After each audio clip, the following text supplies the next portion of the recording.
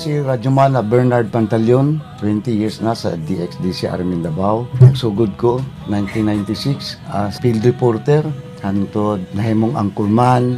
Daghang mga matawag og challenges sa amo ang kinabuhi.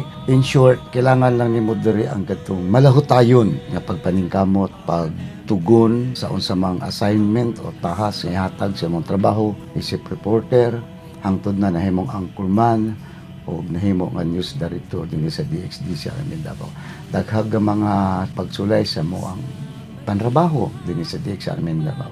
Ug ang pinakalas niadtong nahitabong strike, pero isa Ginoo nakasurvive me kay na mami sa saktong nga direksyon. Basta importante lang diha nga mosalig lang kakanunay sa Ginoo kay siya ra magintana ang makahatag og kasulbaran sa bisan unsa nga mga problema nga sa gubangon dinhi sa DXDC Armin Davao. Salamat kayo sa Ginoo nga another year na po nga gihatag kanamo o kanato alang sa pagserbisyo diha kaninyo mga sukintid Panginoon.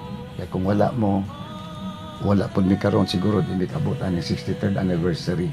So kamo gyud ang tinuod nga number 1 pinagi sa inyo ang gihatag nga pagsuporta sa mga programa ug kapaghatod sa mga balita nga masabda serbisyo publiko. Ug nining ika-63 nga founding anniversary sa DXDC Armin Davao nga unta magpabiling gihapon ang inyong way puas o makananayon nga pagsuporta. Happy 63rd anniversary DXDC Armin Davao. RMN ang kasama.